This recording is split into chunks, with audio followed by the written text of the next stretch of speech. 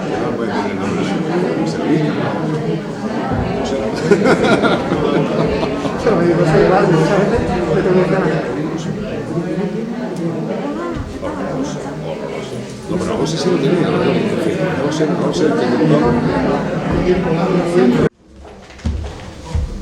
Bueno, buenas tardes. La verdad es que me vais a disculpar, aunque ya he hecho este tipo de presentaciones en más de una ocasión, pero no termino de acostumbrarme, porque nunca termino de comprender por qué me invitan a mí a presentar libros cuando no soy un experto en literatura, ni soy un escritor de renombre, ni nadie que tenga una consideración académica para poder hacerlo. Pero hoy para mí es un día muy especial y después de más de 30 años dedicándome a trabajar en la comunicación, utilizando la espontaneidad como recurso en todos los programas de radio en los que he estado, incluso a veces en la televisión, hoy no quería errar. Estoy realmente emocionado por estar aquí y nervioso, y me he preparado un texto para hacer la introducción. Si no os importa, lo voy a leer. Si lo leo mal, que nadie me lo eche en cara, porque vivo de eso. No es que la gente se entere que leo mal y ya la hemos liado, ¿vale? Así que, Antonio, arranco con tu permiso. Adelante. Adelante, ¿no?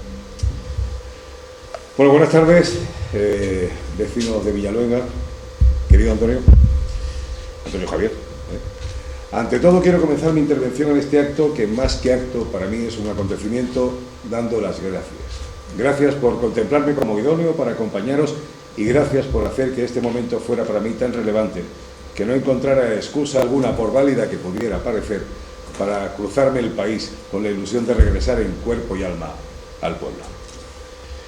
Y es que de eso se trata, no solo de volver a revisar juntos esta apasionante historia sobre un documental que inspiró a un autor ávido de historias por contar y que dio vida a este libro que hoy nos reúne a todos aquí, en el pueblo, el protagonista, el epicentro del que parte esta historia, empeñada en movernos alrededor del planeta como moléculas aceleradas en busca del núcleo que les une.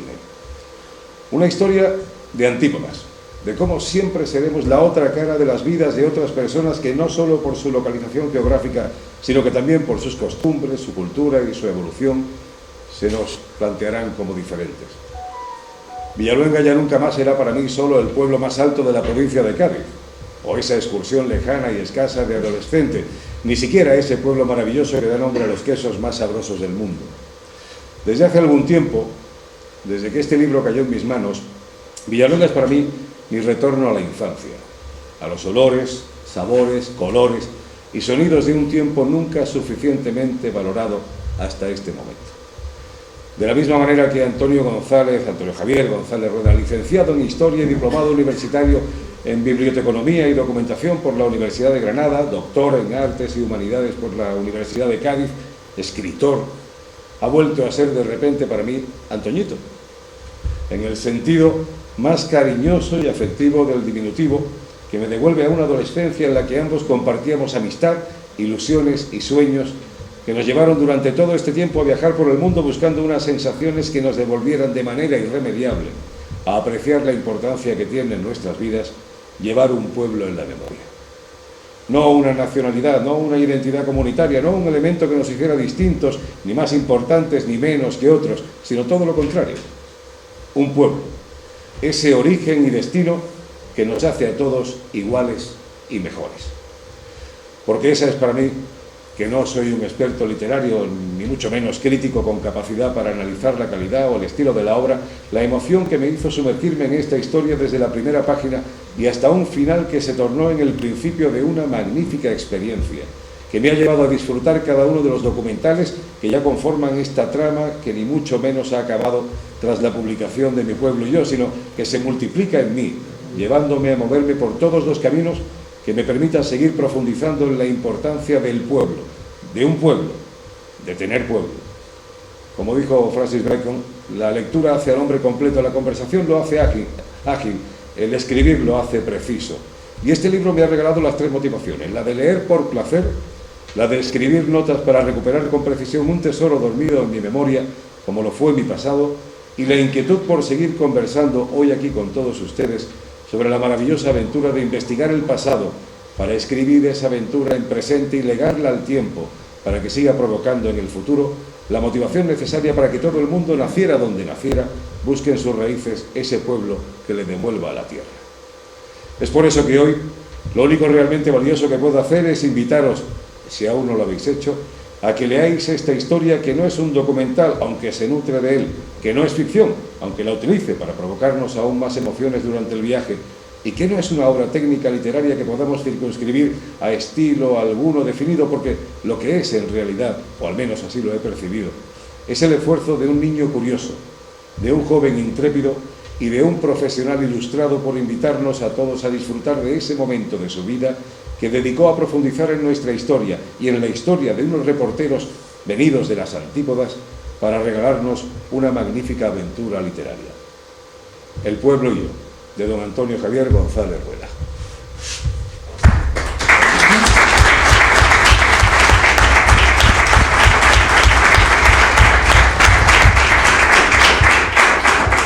Bueno, no sé si con esto he definido de manera acertada todo lo que desde hace un año vengo disfrutando gracias al regalo que me hizo Antonio un día, en el que volvimos a coincidir posiblemente después de 30 décadas, pues sí, 3 décadas, ¿no? Que no habíamos tenido la oportunidad de reencontrarnos, ¿no? Y eso que a veces nos movemos por el pueblo en el que nacimos, ¿no? En San Fernando.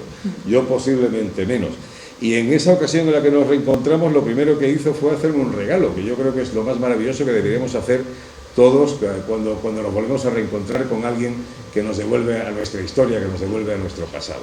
Y ese regalo era mucho más impactante de lo que yo esperaba, porque ese regalo además estaba ligado a una iniciativa que había puesto en marcha hace algunos meses, casi ya 2 años, con mis compañeros de la empresa en la que trabajo, por traer a mi tierra un evento en el que tuviéramos la oportunidad todos de conocernos un poco mejor, ¿no?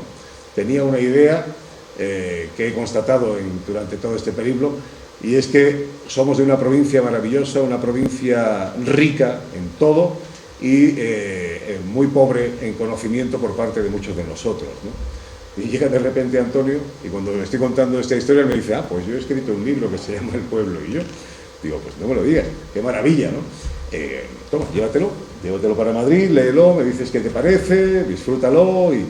Y la verdad es que fue para mí muy emocionante, porque al leer el libro, al bucear en los documentales, encontré mucho más de lo que esperaba. En principio yo esperaba leer un libro entretenido, un libro ameno, didáctico, pero de repente noté que el libro empezaba como a hacerme regurgitar la memoria, ¿no? Y a verme reflejado en esas imágenes y en esas palabras, y a verme reflejado en esas inquietudes también de Antonio mientras iba realizando toda su labor de investigación y mientras se iba sorprendiendo, como nos ocurre a muchos ahora, sobre todo los que hemos vivido mucho tiempo fuera de nuestra tierra, irnos sorprendiendo conforme vamos encontrando o realizando esos hallazgos en la memoria, ¿no?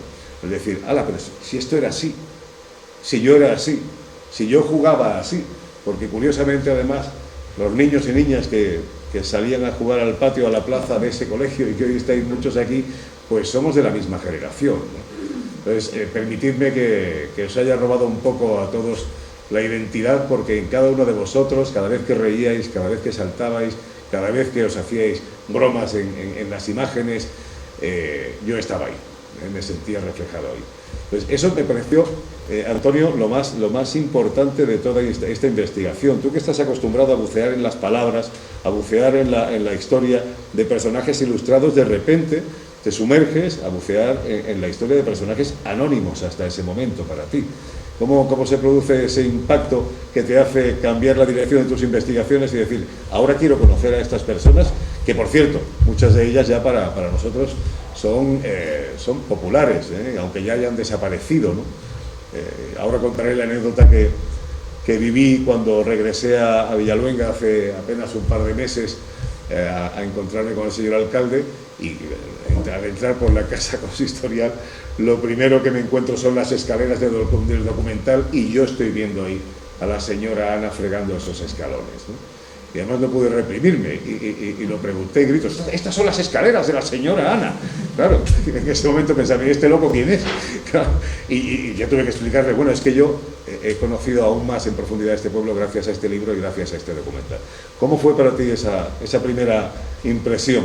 Bueno, voy a dar las buenas tardes primero. Claro, perdón. Muchas gracias por estar aquí. Para mí es muy, muy especial esta presentación. Llevamos ya 6, me parece, ¿no?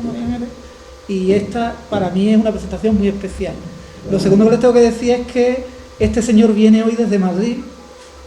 Se ha pegado una paliza de kilómetros impresionante. Mañana se va corriendo a Cádiz para hacer carrusel deportivo desde la emisora de Cádiz, para que le dé tiempo a compaginar el trabajo con este acto. Entonces te quería dar las gracias porque, como te decía antes, hay muchas partes de este libro que yo le he puesto tu voz. Entonces... habrá que hacerlo, ¿no? Claro, habrá que hacer un audiolibro, digo yo, ¿no? Entonces le he puesto tu voz y para mí era muy importante que tú leyeras el libro y luego que estuvieras hoy aquí. Entonces lo que os puedo decir es que yo le mandé un WhatsApp y a los 10 minutos me dijo que sí. Y entonces para mí tener aquí a Juan Ochoa hoy es un gustazo porque nos permite el reencuentro. Este libro al final para mí es la posibilidad o la excusa maravillosa para reencontrarme con muchos amigos que había tenido, bueno, que había ido dejando en el camino y que he recuperado gracias al libro, para encontrarme con nuevos amigos. Debo reconocer que, bueno, amigos en el sentido ese que se utiliza ahora, no estrecho, pero sí gente con la cual empiezo a tener una relación.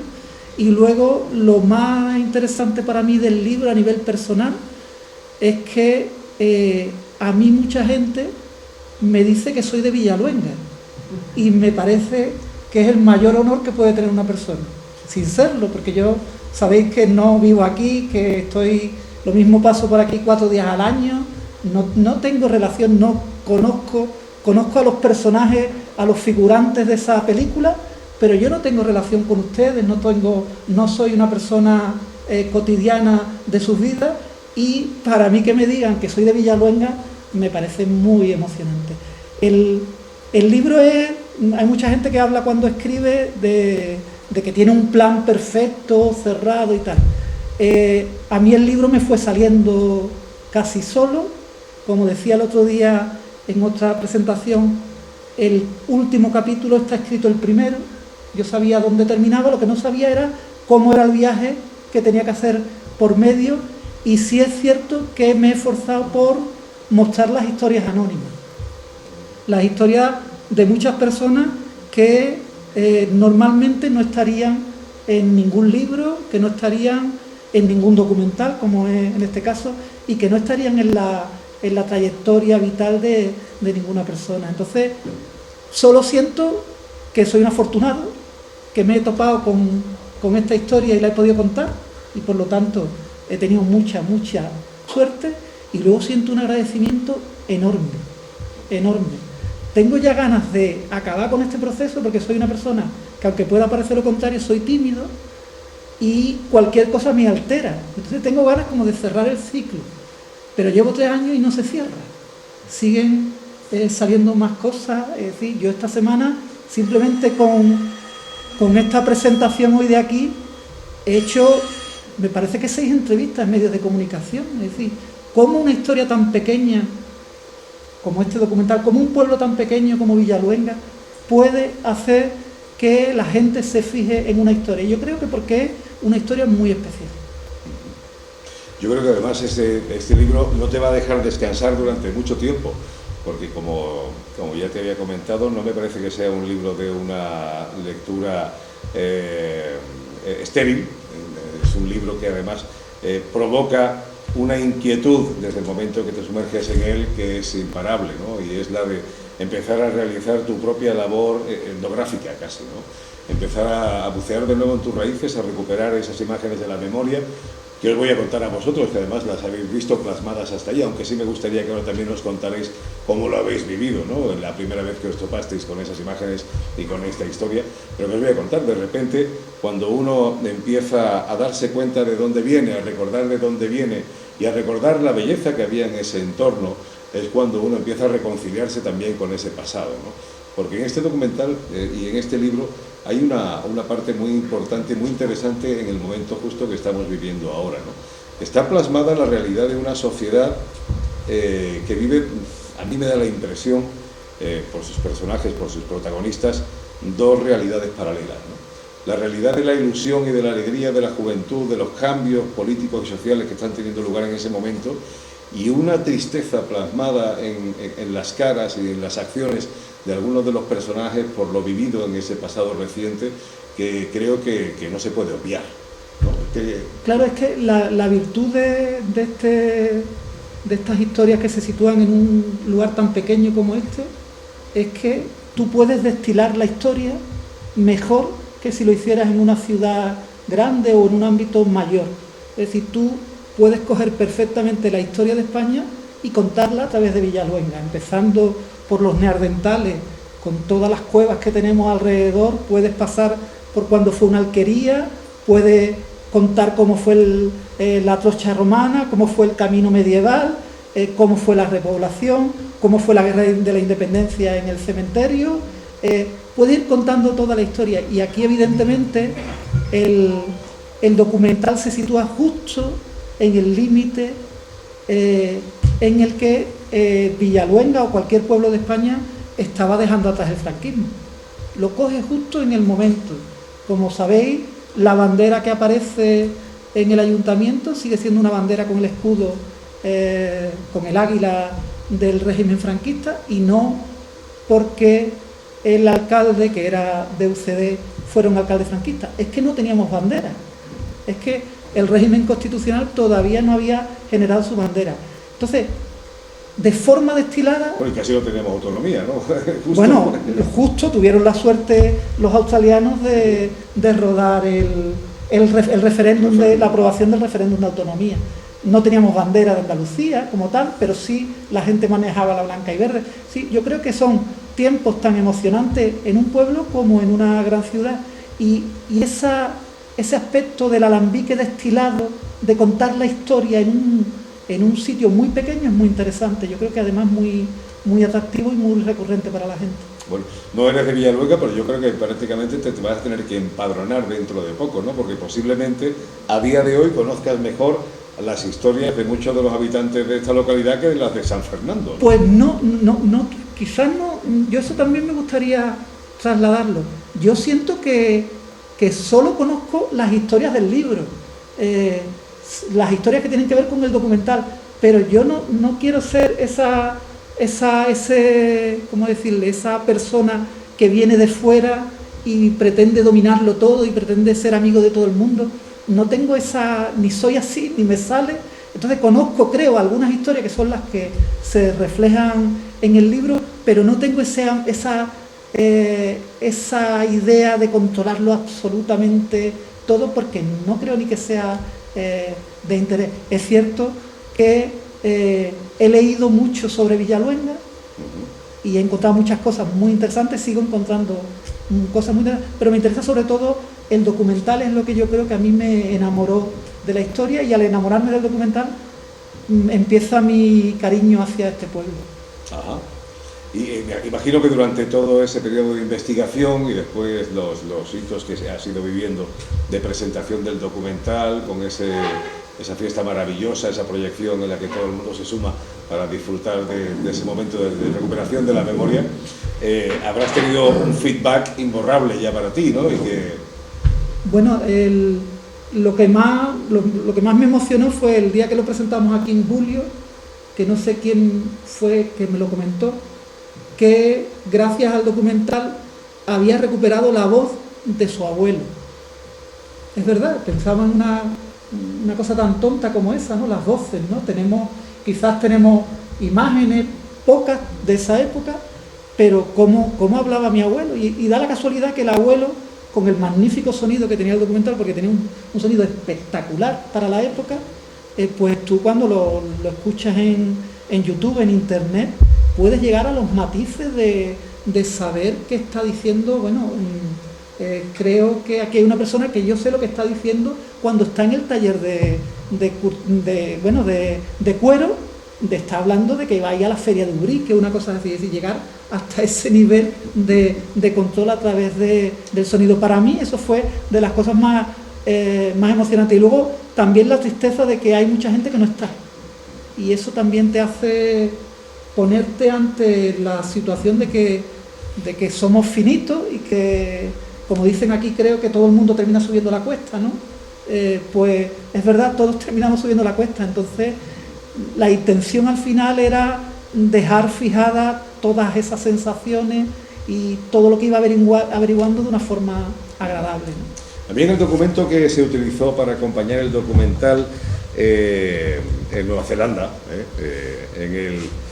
en la guía didáctica que acompañaba el documental, había un escrito que tú rescataste, que es una lección de geografía, en el capítulo 4, que dice: el pueblo es the village, en español. El anonimato de este título sugiere que el pueblo puede, en cierto modo, simbolizar a España. Es ejemplo de los muchos pequeños pueblos agrícolas, remotos y pobres que cubren el territorio español. Pero este pueblo no es anónimo. Está situado en las altas montañas de Andalucía, a solo 120 kilómetros del sur de la costa y del estrecho de Gibraltar. Un poco más lejos, a 140 kilómetros al suroeste, está la capital. Pero las carreteras dentro y fuera del municipio son pobres y el pueblo permanece aislado. Creo que esta proyección de la pobreza, igual hoy tendríamos que analizarla, ¿no? Porque puede que hubiera una proyección de la pobreza aparente, pero en realidad había una riqueza en esa sociedad, en esa convivencia, que quizá hoy en día sí echáramos de menos. A mí me surgió una pregunta cuando acabé de leer El pueblo, y es, después de leer esto y de ver esto, ¿somos mejores? Bueno, ¿O solo el pueblo en sí es mejor? Bueno, si vas al bienestar, creo que ninguno de los que está aquí podemos negar que el pueblo es mejor. El nivel de bienestar es infinitamente mejor. El nivel de renta en aquella época engañaba. El pueblo parecía más pobre de lo que era. Los ropajes de la gente, las casas en el exterior, pero el nivel de renta, por lo que dice el director de la sucursal de la Caja de Ahorro, no era tan bajo como aparentaba. Era también una forma de mostrarlo. Los billetes de 10.000 no se veían todos los días, ¿no? No se veían.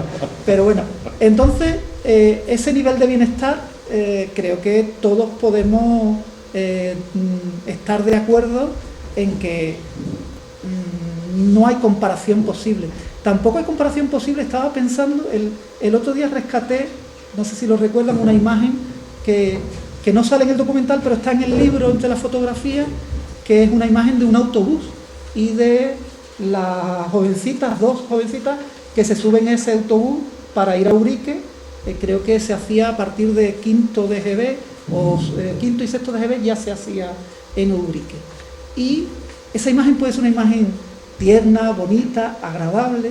Bueno, pues buceando en esa historia, que no está en el libro, que bueno, como te decía, surgen más cosas, ¿no? Hace 40 años, en torno al 25 de octubre, es decir, dentro de 10 días, hace 40 años, en Algodonales, un autobús de una empresa, creo que incluso la misma, tuvo un accidente de tráfico en el que murieron 3 escolares de Algodonales que eran de pedanía, porque iban recogiendo niños y los llevaban hasta el instituto de Algodonales y hasta el colegio de Algodonales. Metían en el autobús 70 críos. 70 críos. El conductor no llevaba cinturón de seguridad. ¿Podemos tener nostalgia de ese tiempo? Me hago siempre esa pregunta. Podemos tener nostalgia, es cierto, de algunos elementos, pero vivíamos en una sociedad tan dura, tan cutre, que lo único que podemos decir en cierta manera es que éramos más jóvenes y que es verdad que la socialización era, ¿cómo decirte?, que había más vida en la calle. Pues sí, es cierto que las fuentes eran lugares de vida, que los lavaderos eran lugares de vida, que los bares eran lugares con mucha vida y que se vivía poco dentro de la casa porque quizás la casa tenía poco bienestar, pocas cosas que te permitieran estar dentro. Pero con ese tipo de cosas, hoy por ejemplo que celebramos el Día de la Mujer Rural, ¿tenemos nostalgia de aquella época? Pues sí, éramos más jóvenes, pero las mujeres pueden tener nostalgia con las condiciones que tenían entonces. Yo viendo, y aquí hay personas que estuvieron en el taller de cuero que estuvo debajo de la escuela, pegabais el cuero con pegamento con los dedos. Podemos tener nostalgia de esa época. Éramos más jóvenes, claro, tenemos nostalgia de que éramos más jóvenes, de que lo pasábamos mejor, de que estaban vivos personas que queríamos mucho y que ya no están.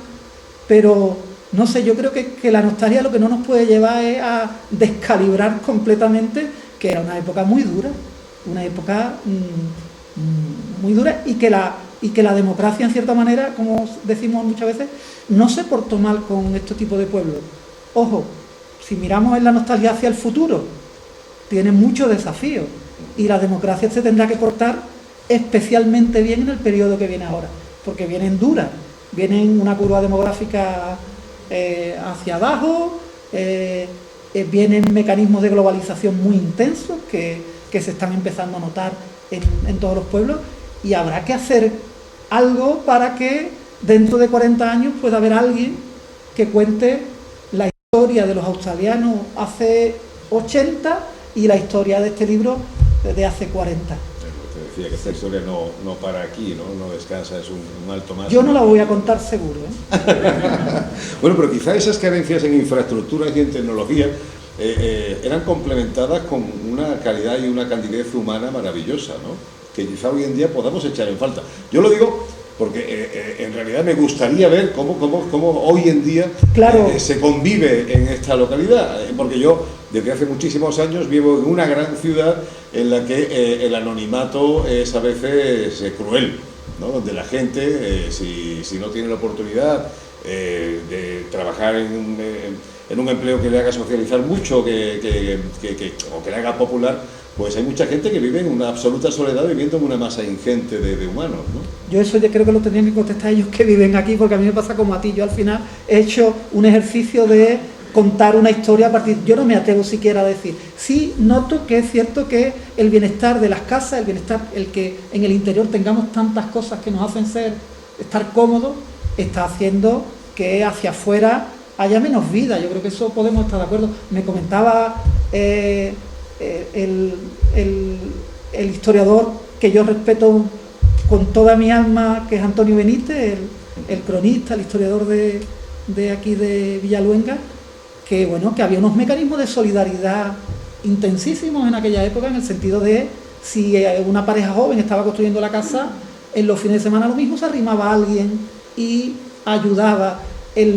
Todos los temas festivos eran mucho más intensos. Aquí se hacía una vida, bueno, por ejemplo, simplemente por cantar, no flamenco, sino en general cantar en la calle y todo eso. Es una cosa que es cierto que se ha perdido por completo, porque ahora es que los chavales tienen Spotify, tienen el mejor equipo de música, hasta, bueno, no te voy a decir que en todas las casas, ¿no? Pero hasta en un gran espectro de las casas de este pueblo hay aparatejos que hacen que la vida pues vaya hacia el interior.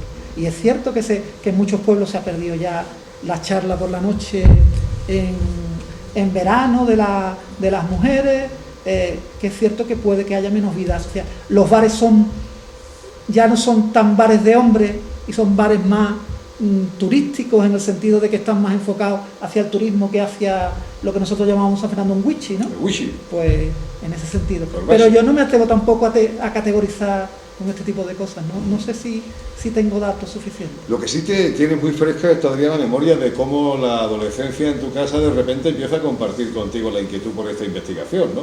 De repente para tu hija tu labor es mucho más entretenida que cualquier videojuego, ¿no? De lo que estás haciendo con tu trabajo. Bueno, mis hijas han vivido esto como la historia de los abueletes, ¿no? Porque las cosas de lo de Villaluenga, ¿no? ¿Lo has vivido así o es tu perspectiva? Como tú crees que lo has vivido. Yo creo que tengo aquí a María Ángeles que lo puede también corroborar. No, ella, cuando mejor han conectado con esta historia, fíjate, curiosamente, sabéis que hace una semana lo visteis por aquí los paqueterones esos grandes, esos camiones, estuvo HBO para rodar en los llanos del Republicano un capítulo de La materia oscura. Bueno, hay conexión absoluta, porque mis hijas han leído La brújula dorada, La materia oscura, toda la serie completa, la han visto la primera parte, y bueno, eso de que en Villaluenga se rodara La materia oscura, bueno, es insuperable frente a la historia de los australianos. Yo creo que hay historias que hay que leerlas o verlas con al menos 25, 30, 35 años para tener un poco de perspectiva, y yo creo que ellas en algún momento la percibirán así. Puede ser insuperable si la contrastas con la historia de los australianos, pero comparada con la tuya puede que se asimilen mucho, porque hay mucho de magia en todo el proceso, ¿no? Cómo han ido apareciendo todos esos elementos que han ido conformando tu historia. Bueno, hay mucho de casualidad, es decir, una historia llena por completo de casualidad, y me sigo encontrando. Es decir, el otro día estaba dando una charla en un congreso en Salamanca. La técnica que estaba encargada de la cacharrería y tal, al final se me acerca a emocionar. Oye, me ha encantado, qué charla tan bonita, qué historia tan bonita. Mis padres veranearon en Villaluenga. Y digo, ¿cómo es posible que de pronto surja tanta gente que o ha pasado días en Villaluenga, o conoce Villaluenga, o ha vivido en Villaluenga, u otra parte de la historia, o que ha ido a Australia? Yo no me podía imaginar que en España había tanta gente que hubiera visitado Australia, que hubiera trabajado en Australia y que tuviera familia en Australia. No sé, bueno, te rodea, y yo creo que al final no se sabe si uno se lo encuentra o uno lo busca. Siempre está la duda, ¿lo encuentras o lo estás buscando? O lo buscas. Hombre, hay un momento que me encantaría que nos volvieras a contar, es el momento en el que te encuentras con los productores del documental. Con el productor. Con el productor, claro, uno de ellos desafortunadamente fallecido. Pero también me gustaría saber cómo han sido esos momentos cada vez que contactabas con algún profesional, con los técnicos de las embajadas, de las universidades, a quienes requerías tu material para el trabajo, ¿no? ¿Cómo era ese momento? ¿Se sorprendían que alguien estuviera indagando sobre una historia? No, en principio. Al final, yo la sensación que tengo es que la gente se enamora de la historia. Es decir, que el mismo proceso que uno ha pasado de qué historia tan... Yo siempre digo que lo mismo es muy popular, ¿no? Lo que estoy diciendo es qué historia tan chula, ¿no? Es decir, si me dijeran, si tuviera que escribir una novela desde cero, pues yo creo que escribiría la novela de los australianos, porque es una historia hippie, total, es una historia muy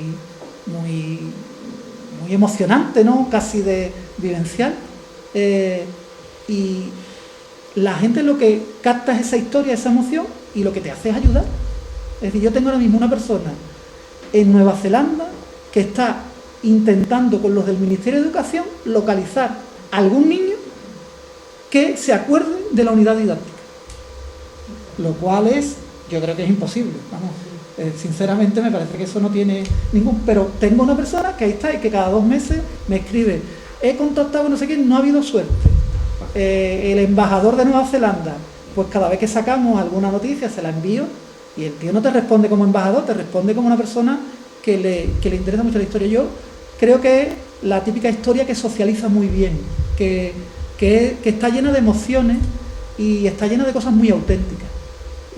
Y en ese sentido, pues creo que lo que decía antes, mucha suerte la que hemos tenido. ¿Ha provocado en ti la curiosidad por saber cómo eran precisamente los niños de esa sociedad a quienes iba dedicado este documental? ¿Cómo sería la sociedad? ¿Cómo era la sociedad de Nueva Zelanda en el 81?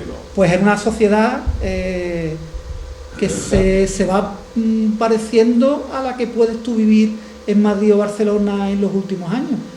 Una sociedad que, bueno, sin el problema indígena, ellos es una sociedad anglosajona, es decir, ellos fueron invadidos por los ingleses y allí se habla el inglés, pero ellos invadieron a unos indígenas en 2 grandes islas, que son los grandes apartados y los archipiélagos, pero la mano de obra de los años 80 la proporcionaban sudamericanos y asiáticos.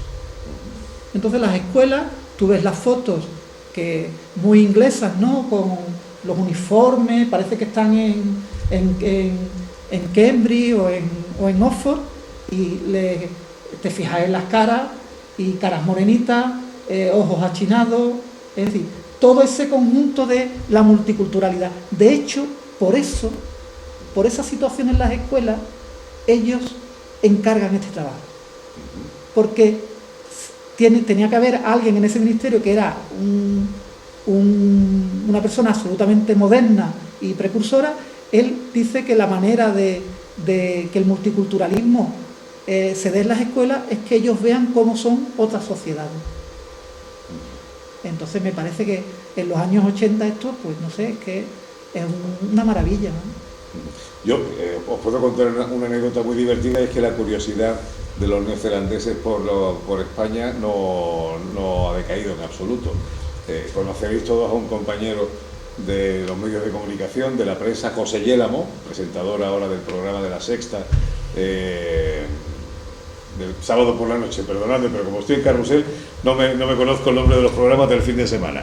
Bueno, pues este periodista, que es un tipo encantador además, y muy inquieto, muy curioso, hace unos años se fue con un amigo de viaje de placer a Nueva Zelanda, y se encontraron también, se lo pasaron también, y provocaron tanta curiosidad en la sociedad que terminaron siendo un dúo de rumba conocido allí, salieron incluso en la televisión, porque claro, llevaban una guitarra y aquellos decían, bueno, pues estos españoles se lo siguen pasando muy bien.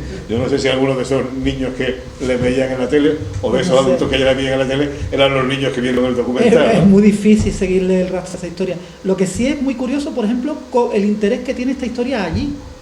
Es decir, como nos está grabando Carlos y es de confianza y no...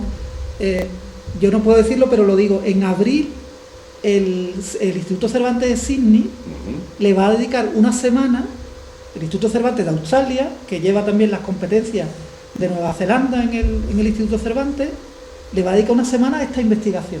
Ajá. Van a poner el documental de los australianos, van a poner el reportaje magnífico de la 2 de Televisión Española, van a poner el documento que yo he creado con toda la investigación, vamos a hacer un acto de presentación del libro. Es decir, ¿cómo puede interesar esto en la antípoda, ¿no?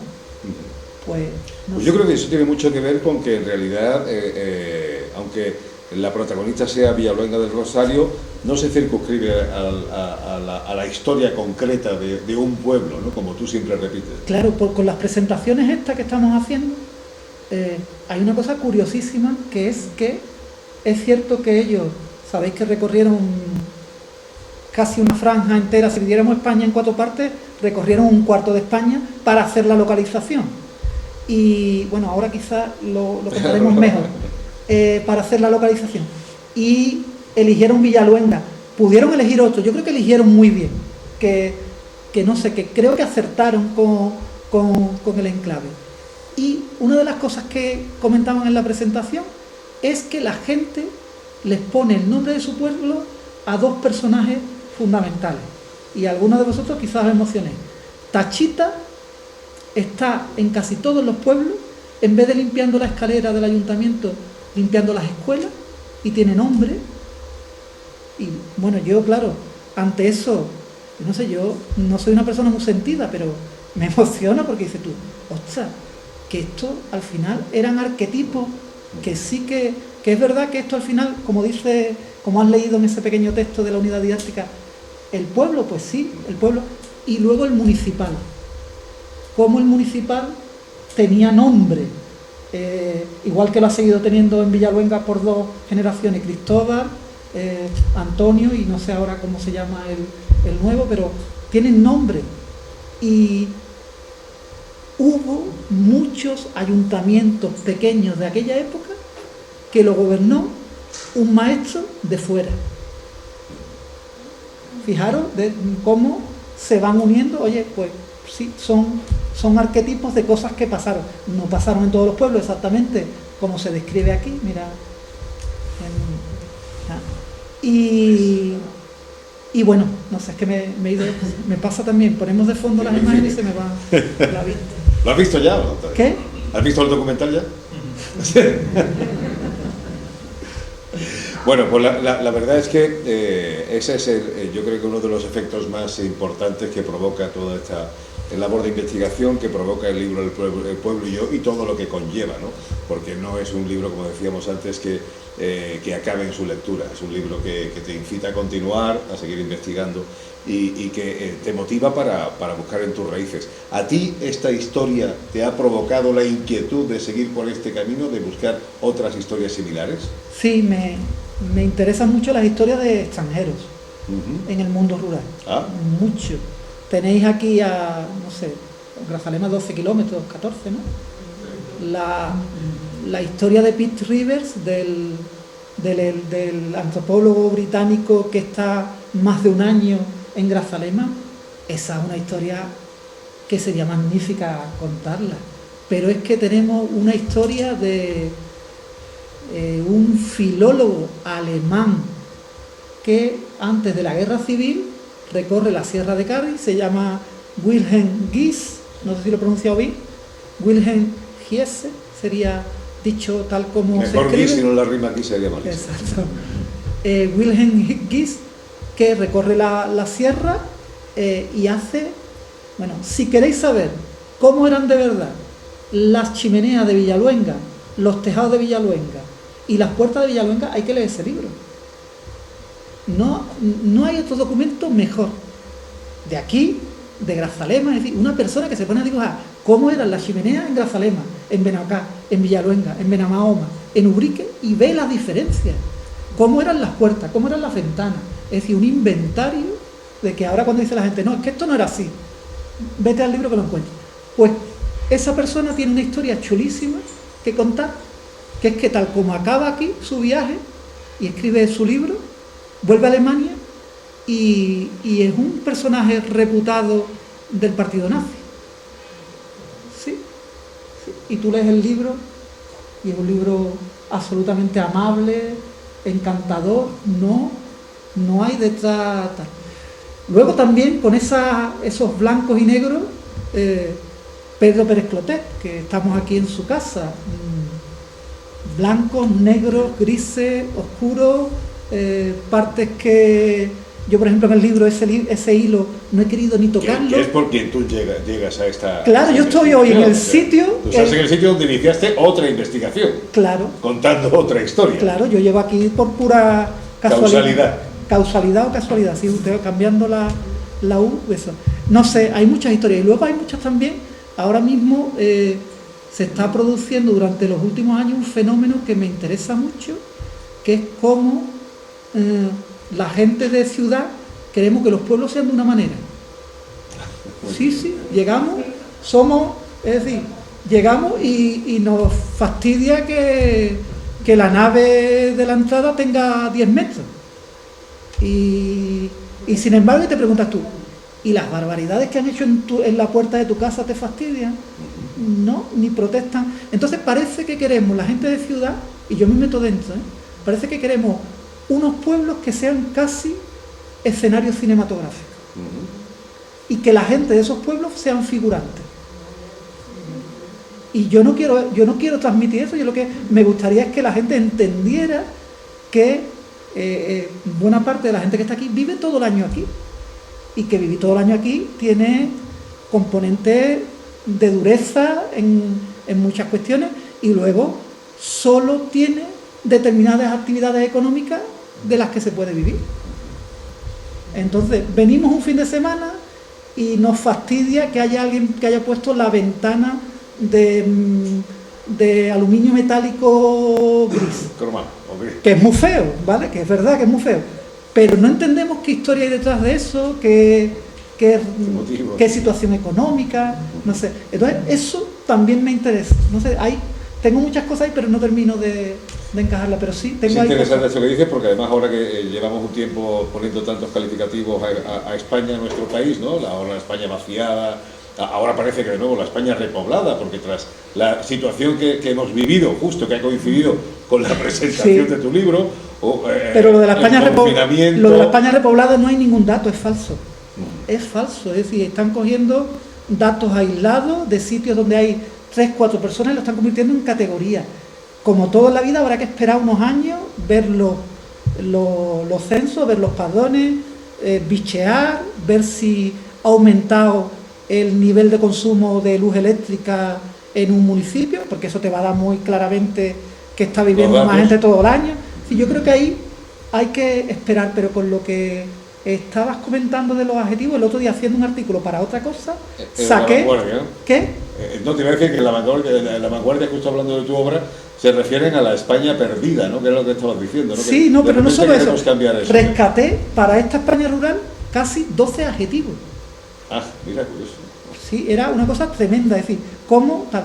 Y yo siempre sostengo menos adjetivos y más sustantivos. ¿Y más sustantivo qué es? Tomarte más en serio que como no se haga algo de largo plazo, los problemas de demografía y de oportunidades se van a comer a los pueblos. Y no hay otra lectura. Entonces, o se toma esto en serio con una intención, o al final la gente de los pueblos será la que tendrá que tomar el mando, porque si no, no podemos esperar nada de los gobernantes, ¿no? Bueno, pues la verdad es que a mí me ha apasionado todo lo que has vivido con tu aventura, me ha parecido un experimento realmente interesante, y una de las cosas que me inquietan es el pensar que pudiera servir de ejemplo para que en muchas localidades alguien emprendiera esa labor y empezara a rescatar la documentación existente, las filmaciones que pudieran existir, ¿no? De un pasado lo están haciendo, que prácticamente reciente. No, lo están haciendo. Hay muchos historiadores locales que funcionan muy bien, que tienen los pocos archivos que hay en los pueblos, las pocas películas que tiene el pueblo, la documentación. Hay iniciativas recuperando fotografías fantásticas.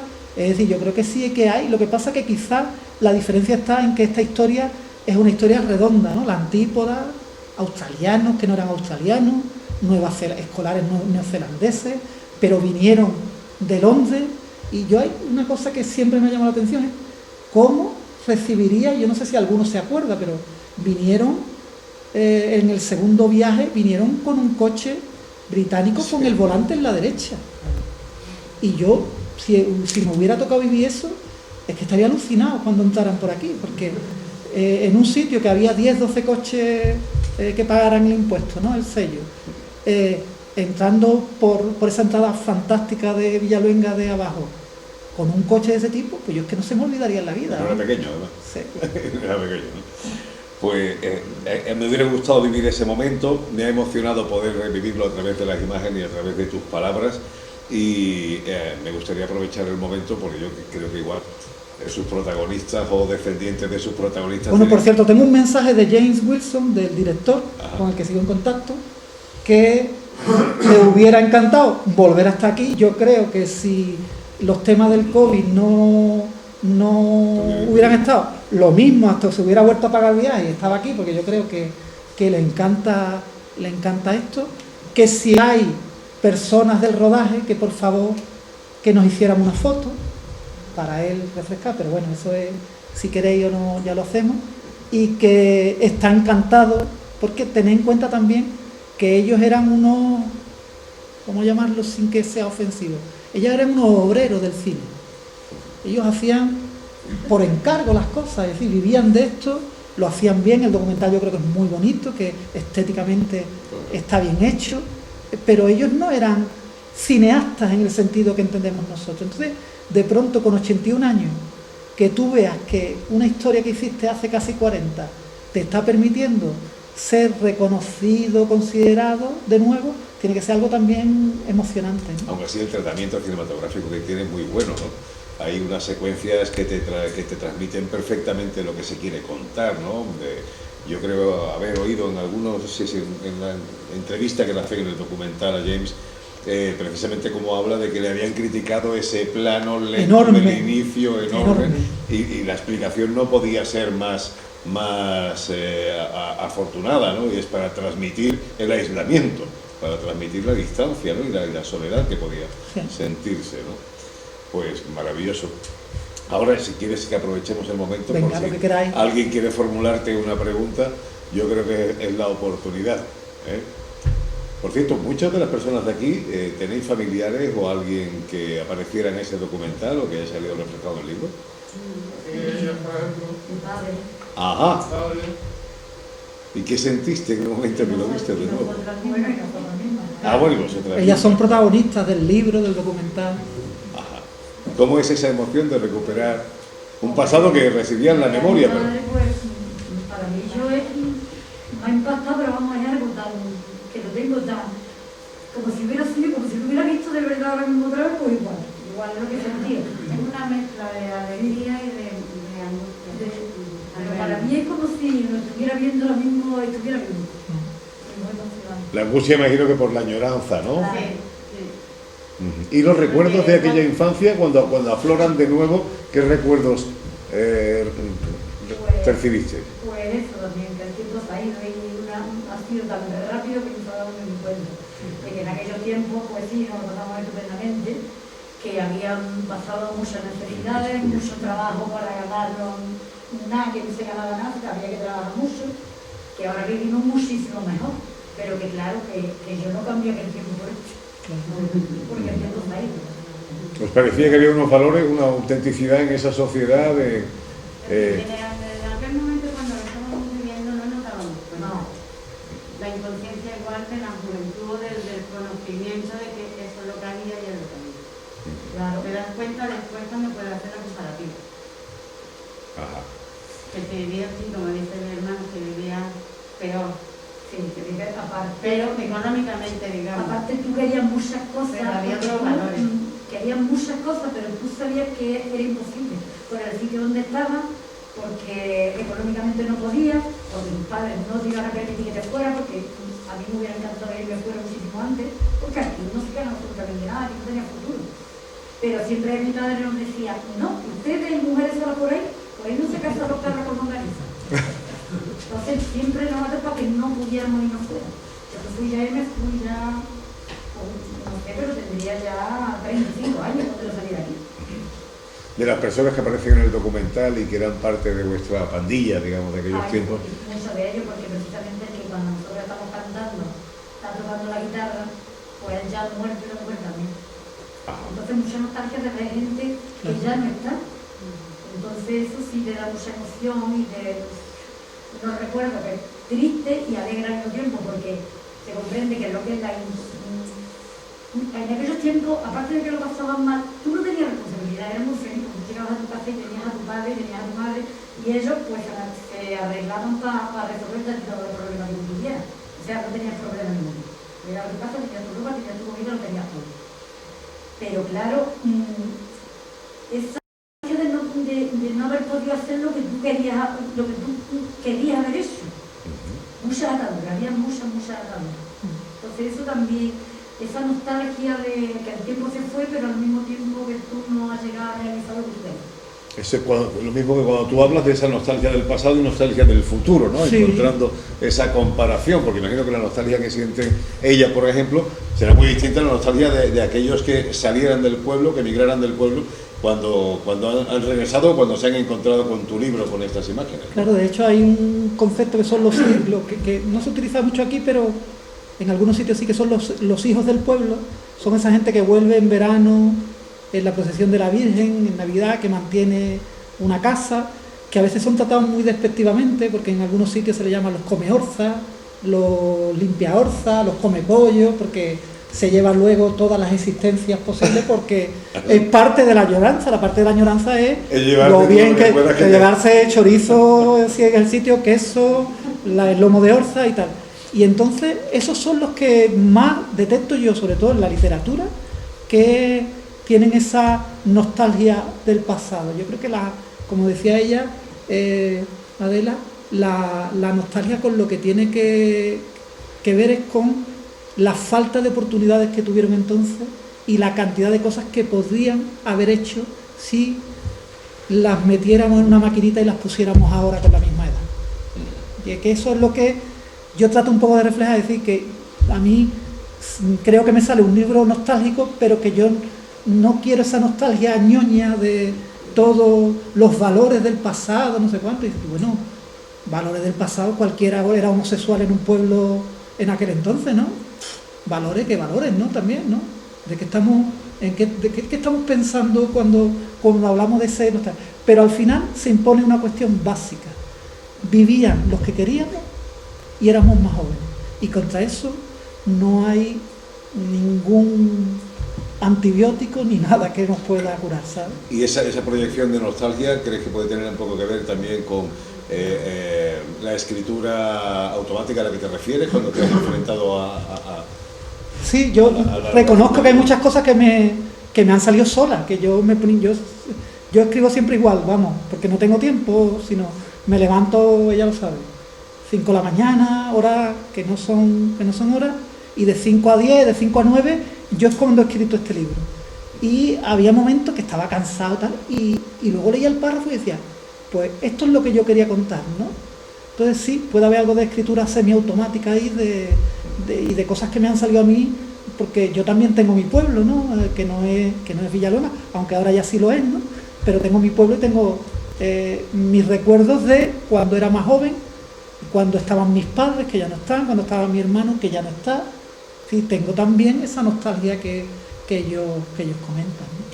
Sabes que pueden pasar dos cosas a partir de ahora, ¿no? Una, que en un futuro te pongan una calle en el pueblo, no creo, por la escritura del libro, y ni otra, la merezco ni y creo. otra, que no te dejen volver a entrar porque esto se masifique y quiera venir todo el mundo bueno, a Villaluenga y ya la vimos. Hay una persona que conocéis bien, que no sé si está por aquí, que es la madre de María Teresa, de Ana, que creo no está, que ella siempre dice con lo del libro, tanto libro, si yo lo que quiero es cruzar el pueblo de un lado a otro y que no haya nadie, ¿vale? Entonces lo mismo, que siga siendo mi pueblo. Claro, bueno, pero bien.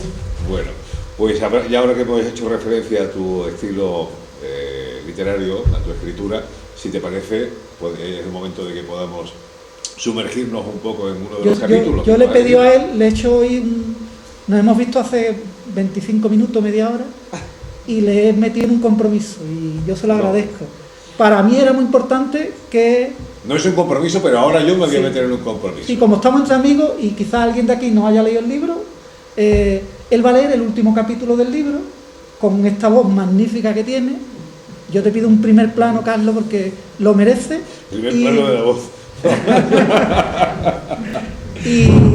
Y nada, y lo compartimos, si te parece, con ellos, ¿no? A ver si me un sale libro, bien. hablar de un libro y que no se lea, por cierto, tengo que decir una cosa, no lo leo yo, porque hay un amigo que está aquí también, de San Fernando y en la esquina aquella, que dijo que no se me ocurriera más leer en público. ¿Por qué? Así, no sé, él lo sabrá. Entonces prefiero que lo leas tú.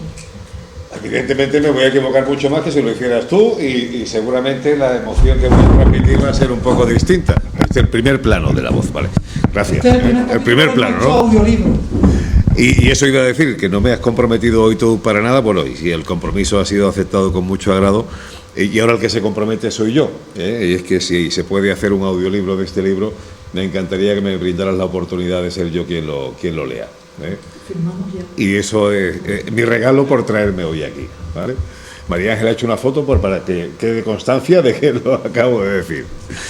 Bueno, vamos con el capítulo que ha elegido Antonio, el autor, para que compartamos esta tarde, que es el último capítulo, además. Sí, hemos cortado algunas cosas, pero para que fuera más ágil, ¿sabes? Ha cortado algunas cosas para que no se lea todo y quien quisiera comprarlo diga, no, ya es el último capítulo, ya no lo compro. No, faltan cosas, así que si queréis comprarlo, todavía tenéis que comprarlo para leerlo entero. Bueno, dice, al principio de todas estas jornadas de investigación, un portal de internet llegó a un acuerdo con el ayuntamiento para instalar una webcam en el pueblo. Debo confesar que en muchísimas ocasiones, mientras hacía una pausa, mientras pensaba un adjetivo, mientras desentrañaba un hilo de la investigación, me conectaba a la cámara para mirar cómo estaba el pueblo, para saber de qué color era esa tarde el cielo, si la lluvia anunciada había llegado, si la nieve había cuajado o si el sol de agosto estaba mutando la manga al amarillo. La imagen que ilustra este capítulo está tomada en uno de esos amaneceres de trabajo, sobre las 8 menos 10 de un día 6 de diciembre. De nuevo, se siente uno como el magistral de la regenta, con la sensación equivocada de dominar el pueblo desde la atalaya, en este caso, desde la atalaya digital. ¡Qué error! Cuanto más sabe uno sobre una comunidad, sobre un tema concreto, peor observador es de esa realidad. Los sesgos, las miopías, solo se pueden mitigar con distancia y con la comparación, con el contraste de fuentes muy diferentes. Villaluenga del Rosario. Tantas palabras escritas, tantas páginas ya leídas sobre el pueblo, y es la primera vez que menciono el nombre del pueblo. Aunque sé que probablemente haya personas que no entiendan la anonimización de Villaluenga, yo solo puedo decir en mi defensa dos cosas. Necesitaba tener distancia para contar esta historia y el pueblo, Villaluenga, podría haber sido cualquier otro lugar. Sin embargo, no olvidemos que sin Villaluenga del Rosario el documental no hubiera sido el mismo. El documental El Pueblo, realizado en 1981, pudo haberse rodado en cualquier pequeña villa de esa España de serranía que nuestra demografía nos deparaba. No obstante, se rodó aquí, tal vez porque, como se le atribuye al poeta Jorge Guillén, Villaluenga del Rosario es un pueblo inventado exprofeso para la poesía. Y el documental de los australianos, si se analiza con mucho cariño, finalmente es un poema audiovisual. Ritmo de las secuencias, rima de las escenas, sonoridad de los diálogos, metáforas visuales, simbolismos evidentes y hasta algún hipérbaton. Un poema. ¿Y por qué Villaluenga y no cualquier otro pueblo? Esa fue la primera pregunta que verbalicé al principio de la investigación y que me cuestionaron recurrentemente durante la misma todo aquel que se acercaba al documental. ¿Por qué no la localidad extremeña de Deleitosa que plasmó el fotógrafo Eugene Smith en los años 50? ¿Por qué no algunas de las localidades del documental de Buñuel sobre las Urdes? ¿Por qué no la misma Mijas de ese otro documental llamado El Pueblo? Pues sencillamente porque los australianos no conocían estos trabajos. James y un colega de Londres, Roger, aterrizaron en Madrid a primeros de septiembre de 1981 y realizaron un largo viaje para localizar el lugar de rodaje final del documental.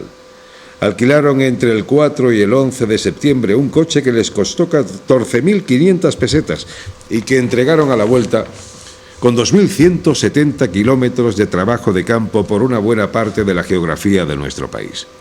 Recorrieron las provincias de Segovia, Salamanca, Cáceres, Cádiz, Granada y Almería. En cada uno de estos pueblos visitaban al alcalde o algún concejal y capturaban la información básica que les interesaba: población, economía, fiestas y tamaño del colegio. Además, señalaban, si aparecía el dato, con especial interés las características de la iglesia, si tenía plaza de toros y el grado de aislamiento. Las notas son dispares, algo caóticas y poco sistemáticas. Si el pueblo visitado encajaba entre los posibles lugares para rodar, le asignaban una valoración en forma de asteriscos y en una escala de 1 a 5. Según la misma, les pareció que Villaluenga, con 5, y Salvatierra de Santiago, Galinduste y Laroles, con 4, eran las que mejor encajaban. James confiesa que buscaban un pueblo limpio con una situación de aislamiento, con una población menor de 1.000 habitantes aproximadamente, con un entorno paisajístico de montaña, con un estilo de vida singular y con un clima caliente. Tenía que ser algo completamente ajeno a la realidad de Nueva Zelanda, y para James, la blancura del pueblo sería difícil de asimilar en las antípodas. Hasta que estrenamos el documental en Villaluenga, esta sería la versión oficial que sostuve ante periodistas, expertos y amigos que se hicieron esta misma pregunta. No obstante, desde el principio me pareció muy extraña la ruta seguida para la localización, el salto que se producía de la provincia de Cáceres a la ruta de los pueblos blancos de Cádiz y de esta a la Alpujarra. Además, resultaba sumamente insólito que Villaluenga apareciera con 5 asteriscos, aunque sin ninguna anotación. Lo que no podía siquiera imaginar es que la respuesta a esa inconsistencia estaba en el mismo cuaderno unas páginas antes. Elipsis, perdón. Sabemos que estuvieron por primera vez en el pueblo el 9 de septiembre de 1981. James lo refiere así: conocimos durante el viaje a muchos alcaldes. Cuando llegamos aquí, Juan tenía mucho interés y mucho entusiasmo. Llegaron justo 2 días después de que hubieran finalizado las fiestas que en el primer fin de semana de septiembre despiden el verano y marcan el inicio de tareas ancestrales campesinas como la vendimia o la siembra. Encontrarían en la Alameda y en la caseta municipal restos de farolillos y banderines, y acaso hasta el escenario en el que la orquesta de turno, conjunto musical vocal Zahara que amenizará las fiestas hasta altas horas de la madrugada, realizó el conjuro anual, a través de las canciones de aquel año, las de años anteriores y los inevitables pasodobles y sevillanas. No sabemos la rapidez con la que Zahara incorporaba piezas actuales al repertorio, aunque aquel año pudieron sonar estrenos como Te quiero, de Perales, Una noche de amor desesperada, de Triana, o finalmente Las chicas son guerreras, de Coz. Intento reconstruir esas escasas horas de James por el pueblo y juego a imaginar sus anotaciones mentales, las que no hizo para el cuaderno. Alcalde entusiasta, 700 habitantes, casas blanquísimas, calles muy limpias, bonita iglesia, plano laberíntico, población de montaña aislada, paisaje cinematográfico, plaza de toros singular, procesión de la Virgen prevista en octubre, escuela rural con más de 30 niños. Juego a imaginar sus anotaciones y todo encajaba. Pensando en la tierra y en la gente, recuerdo un detalle y vuelvo a la grabación de la entrevista con Rafael Quinto. Rafael V., el director de la escuela. Cuesta distinguir sus palabras confundidas con la algarabía de los escolares al fondo en la plaza, aprovechando los últimos minutos de recreo.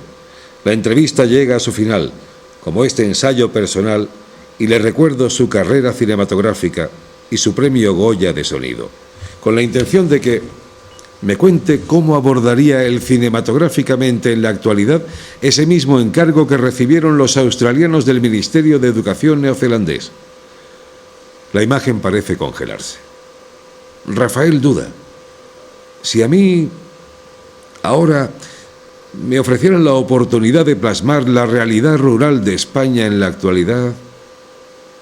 La pausa se eterniza y entonces sonríe como cuando nos damos cuenta de algo que habíamos olvidado y sin habérselo preguntado directamente contesta: la verdad es que esta localidad seguiría siendo muy adecuada para reflejar esa realidad en el año 2020.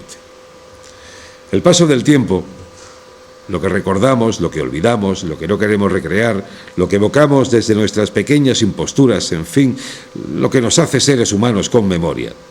Sobre ello habla el documental El Pueblo. El paso de mi tiempo, lo que he rememorado, lo que he obviado para no dañar a sus gentes, lo que no he querido abordar por barreras personales, lo que he retocado levemente para hacer el relato plausible, lo que me hace un viajero con memoria.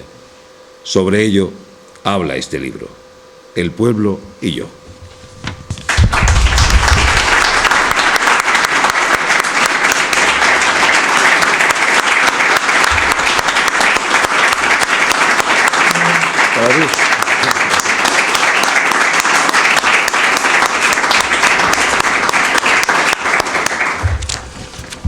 Pues Antonio, que eran 2 compromisos por hacer. Un sueño, lo he cumplido. Me lo podía haber avisado antes, ¿no? Y me hubiera tenido las gafas de cerca. Estas cosas hay que hacerlas.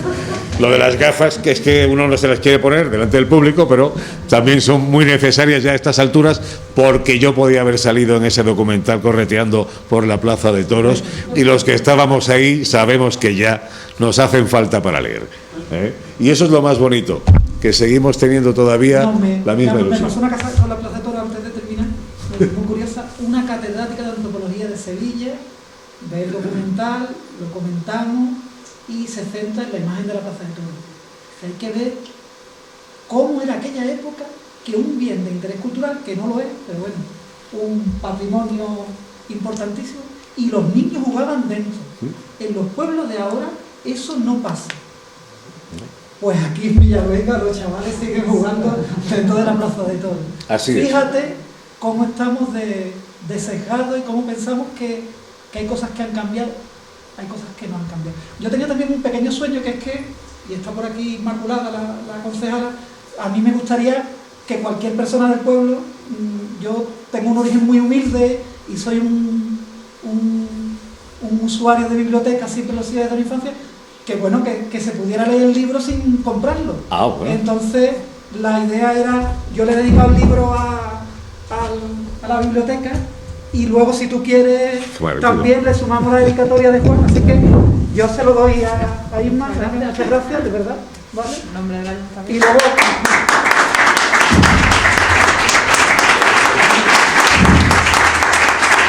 Y luego el alcalde Alfonso me pidió al mediodía que lo excusara, ¿vale? Que está en Valencia y que no lo ha podido arreglar al final, ¿vale? Así que nada, yo espero que lo podáis disfrutar en la biblioteca, ¿vale? Muchas gracias, y allí estará, esperemos que perdure mucho tiempo, Bueno. para que las nuevas generaciones puedan disfrutar también de él. Estupendo, ¿vale? Muy bien. Pues nada, cerramos, ¿no? Bueno, ¿puedo darle un abrazo, no? Venga. Aunque estemos ya en la escalera más allá y todo.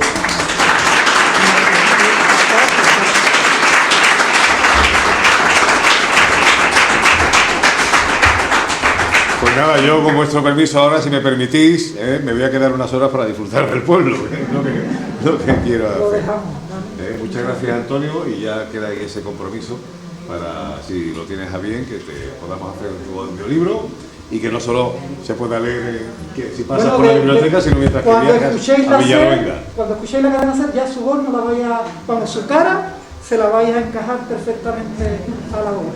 Ahora ya podéis decir, parecía más alto por la radio.